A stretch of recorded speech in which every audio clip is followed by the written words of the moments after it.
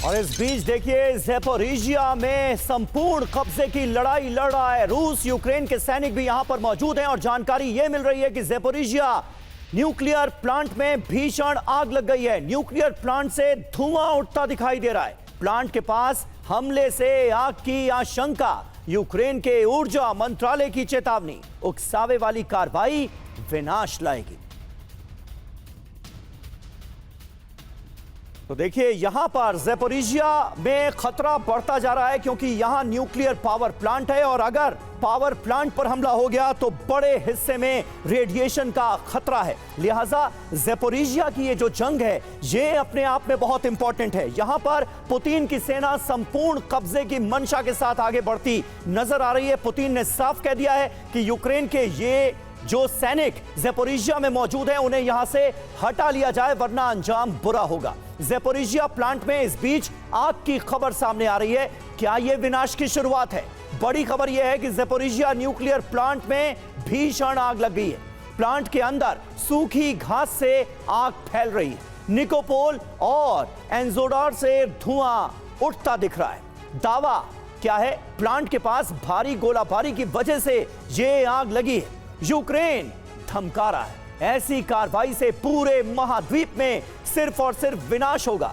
IAEA का statement भी आ चुका है। आईएईए ने कहा प्लांट से रेडिएशन फैलने की फिलहाल कोई सूचना नहीं है, लेकिन सिंह साहब ये मामला गंभीर होता हुआ नजर आ रहा है। ज़ैपोरिज़िया के लिए जी जान लगा दिया है रूस की सेना ने ताकि ज़ैपोरिज़िया के संपूर्ण इलाके पर कब्जा हो सके। ये खतरा कितना बड़ा आप मानते हैं? ज़ैपोरिज़िया न्यूक्लियर पावर प्लांट में अगर हमला हो गया, यहां धमाके हो गए तो फिर तो एक बहुत बड़ा इलाका तबाही की चपेट में आ जाएगा। देखिए रूस एक बहुत बड़ा न्यूक्लियर देश है। उनको ये मालूम है कि किस तरह का अटैक किया जा सकता है और किस तरह के न्यूक्लियर वेपन वहाँ पे प्लांट हैं जहाँ पे डिस्ट्रक्शन न्यूक्लियर हो सकती है। तो मेरा ये मानना है कि रशिया जो भी करेगा उसको कंट्रोल करने के लिए न्यूक्लियर जो उसके एसेट्स हैं नीचे जो वहाँ पर अंडरग्राउंड है उनके ऊपर डिस्ट्रक्शन है। जो बाहर आपने आग बताई तो घास में आग लगी है, इससे कोई इफेक्ट नहीं होला।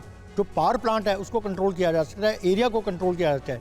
तो मुझे नहीं लगता कि नहीं सर, आशंका सिर्फ यही नहीं है कि रूस का हमला हो जाएगा और पावर प्लांट को नुकसान पहुंचेगा। आशंका तो यह भी है कि रूस का जवाब देने के लिए यूक्रेन हमले कर सकता है और उससे भी प्लांट को नुकसान हो सकता है। नहीं कोई देखिए मैं ये मान के चलता हूँ कि कोई भी ऐसा देश नहीं है जो अपने ही एरिया में अगर वो न्यूक्लियर पावर प्लांट को डिस्ट्रॉय करने की जरूरत करेंगे कामीकाजी, तो उनके अपने ही यूक्रेन का नुकसान सबसे ज़्यादा होगा। रेडिएशन सबसे ज़्यादा उनके देश में फैलेगी तो उनका ही नुकसान सबसे ज़्यादा होगा।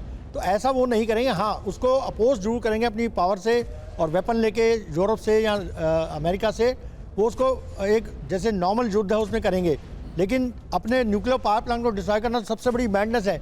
ये इतना तो पाकिस्तान भी नहीं करता।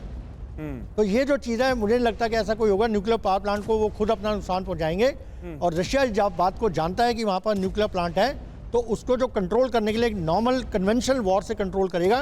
न्यूक्लियर प्लांट को कोई भी दोनों में से नुकसान नहीं पहुँचाएगा। दूसरी बात जो आप कह रहे हैं ये जो डर है ज़ेलेंस्की को, ये ज़ेलेंस्की का डर इसलिए बहुत बड़ा है कि अभी धीरे धीरे यूरोप और अमेरिका अपना हाथ पीछे करते जा रहे हैं और उसको ये अब नज़र आ रहा है कि अगर शुरू में उसने बात मानी होती कि नाटो ना ज्वाइन करने की तो शायद उस समय बातचीत बड़ी अच्छी हो जाती और मसला सॉल्व होता। अब इतनी आगे तक बढ़ चुके हैं कि उसको सॉल्व करने के लिए यूक्रेन को कुछ ना कुछ तो कंप्रोमाइज़ करना ही पड़ेगा। तो रशिया ऐसी स्टेज में है कि उसका पूरा इस समय कंट्रोल आ चुका है और वो जानता है कि इंडिया उसके साथ खड़ा है, चाइना उसके साथ खड़ा है और अमेरिका ट्रंप जो है वो जल्दी से बिल्कुल। और ऐसा लग रहा है कि ज़ेलेंस्की भी राइटिंग ऑन द वॉल्स उसको वो देख पा रहे हैं कि क्या होने वाला है और कितनी जमीनें उनके हाथ से जाने वाली अपने देश की। उसी को शायद बार्गेन करने की वो कोशिश भी कर रहे हैं कि कम से कम में वो कॉम्प्रोमाइज हो जाए। और देखिए रूस के ब्रांस्क में यूक्रेन का विध्वंसक हमला और ब्रांस्क में रूस के ऑयल स्टेशन पर ड्रोन से अटैक किया गया है यूक्रेन के। हाँ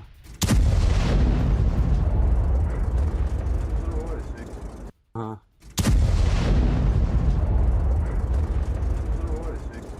हाँ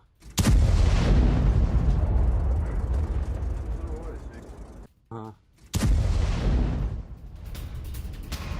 और इस बीच यूक्रेन के हमले लगातार रूस में जारी हैं। रूस के ओयोल में यूक्रेन का एक बड़ा हमला नाकाम कर दिया गया है। एक बड़ी साजिश थी यहां पर हमले की।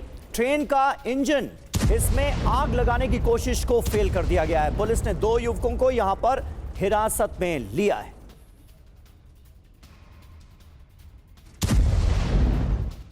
और देखिए, अलास्का वार्ता से पहले अमेरिका का बड़ा दावा सामने आया है। पुतिन ने ट्रंप से मिलने का अनुरोध किया था, यह दावा किया गया व्हाइट हाउस की तरफ से। व्हाइट हाउस की प्रेस सेक्रेटरी कैरोलिन लेविट ने यह दावा किया। विटकॉफ से पुतिन ने जताई थी ट्रंप से मुलाकात की इच्छा।